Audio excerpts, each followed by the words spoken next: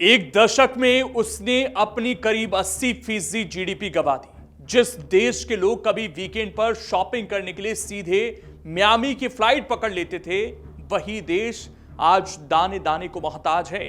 कभी वेनेजुएला दुनिया के सबसे महंगे स्कॉच विस्की और शैंपेन का सबसे बड़ा खरीदार हुआ करता था। काराकस की पार्टियों में बहता पैसा, लग्जरी गाड़ियां और विदेशी ब्रांड आम बात थी, लेकिन आज उसी देश में लोग कचरे से खाना तलाशते दिखते हैं। ये कहानी है उस वेनेजुएला की जो कभी अमीरी की मिसाल था और आज बिना किसी बड़े युद्ध के लड़े इतिहास की सबसे बड़ी आर्थिक तबाही झेल रहा है। जिस देश की गिनती कभी लैटिन अमेरिका के सबसे अमीर और समृद्ध देशों में होती थी, वही वेनेजुएला आज भूख, गरीबी और बदहाली की मिसाल कैसे बन गया।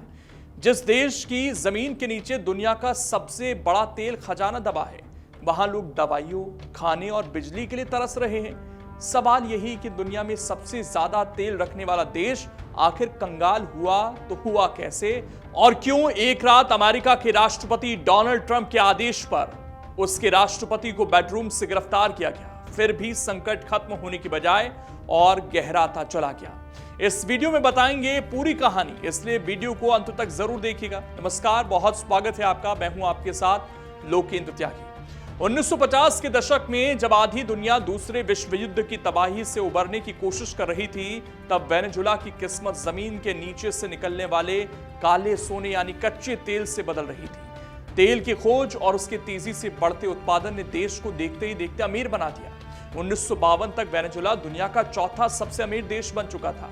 राजधानी काराकस की सड़कों पर उस दौर में लग्जरी कारें दौड़ती थीं, गगनचुंबी इमारतें खड़ी थीं और यूरोप, अमेरिका जैसा जीवन स्तर वहां पर दिखाई देता था। 1970 के दशक में जब पूरी दुनिया तेल संकट से जूझ रही थी और कच्चे तेल की कीमतें आसमान छू रही थी, तब वेनेजुएला में पैसों की बारिश हो रही थी।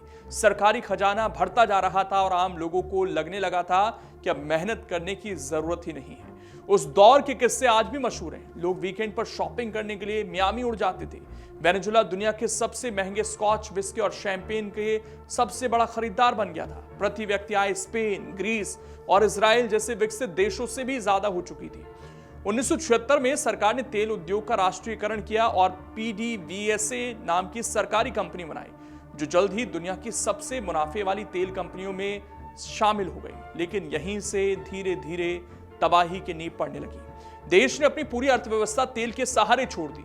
खेती, मैन्युफैक्चरिंग और दूसरे उद्योगों पर ध्यान देना लगभग बंद कर दिया गया। सुई से लेकर खाने तक की चीजें विदेशों से मंगाई जाने लगी। तेल के बदले हर जरूरत का सामान खरीदा जाने लगा। 1999 के बाद सरकारों ने भविष्य के लिए निवेश करने के बजाय लोक लुभावन नीतियों पर जोर दिया। मुफ्त योजनाएं, सब्सिडी और बिना ठोस फंडिंग के वादे किए।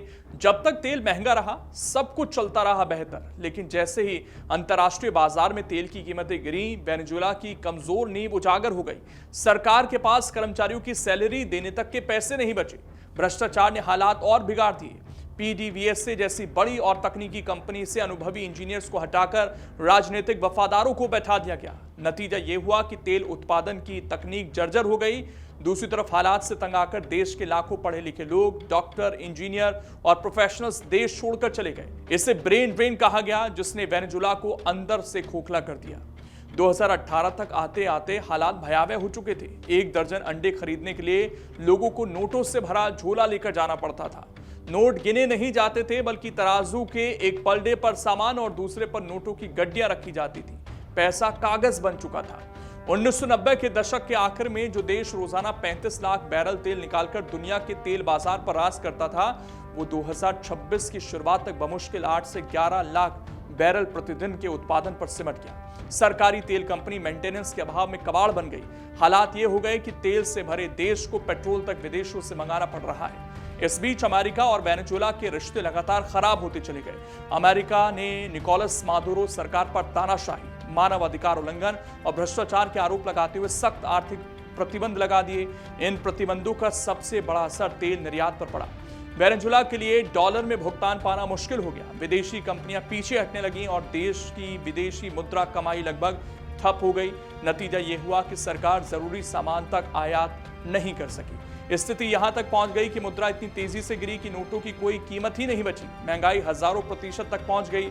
लोग पैसे गिनने की बजाय तौल कर देने लगे। लाखों लोग देश छोड़कर पड़ोसी देश में शरण लेने को मजबूर हुए। बच्चे कुपोषण का शिकार होने लगे और पढ़े लिखे युवा नौकरी के लिए पलायन करने के लिए मजबूर हो गए। इसी तनावपूर्ण माहौल में अमेरिकी कार्रवाई ने हालात को और विस्फोटक बना दिया।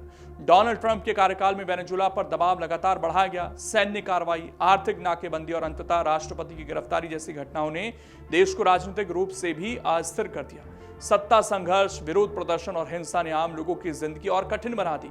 जिन लोगों को सरकार से राहत की उम्मीद थी, उन्हें और ज्यादा अनिश्चितता दिखती गई। तेल होने के बावजूद वेनेजुएला की वैश्विक भूमिका सीमित हो चुकी है। भारी और सल्फर युक्त कच्चा तेल होने के कारण इसे प्रोसेस करने के लिए खास रिफाइनरियों की जरूरत होती है, जो अब कम ही बची है। विशेषज्ञ मानते हैं कि अगर आज सारे प्रतिबंध हट भी जाएं, तब भी उत्पादन को पुराने स्तर पर लाने में कई साल लग जाएंगे। इंफ्रास्ट्रक्चर जर्जर हो चुका है और कुशल मानव संसाधन देश छोड़ चुका है। इस आर्थिक तबाही का पैमाना चौंकाने वाला है। वेनेजुएला अपनी करीब 80% जीडीपी गंवा चुका है। अगर 2012 में देश की अर्थव्यवस्था 100 रुपए थी, तो आज महज 20 रुपए ही बची है। आज वेनेजुएला के पास दुनिया का सबसे बड़ा तेल भंडार है, करीब 303 अरब बैरल, जो वैश्विक तेल भंडार का लगभग 5वां हिस्सा है। फिर भी ये देश भूख, गरीबी और बदहाली से जूझ रहा है। वेनेजुएला की कहानी बताती है, सिर्फ प्राकृतिक संसाधन किसी देश को अमीर नहीं बनाते। गलत नीतियां, भ्रष्टाचार और एक ही संसाधन पर अंधी निर्भरता किसी भी समृद्ध देश को कुछ ही सालों में कंगाल बना सकती है। अगर आप ये वीडियो YouTube पर देख रहे हैं तो हमारे चैनल को सब्सक्राइब कर बेल आइकन दबाएं और Facebook पर देख रहे हैं तो हमारे पेज को लाइक करें।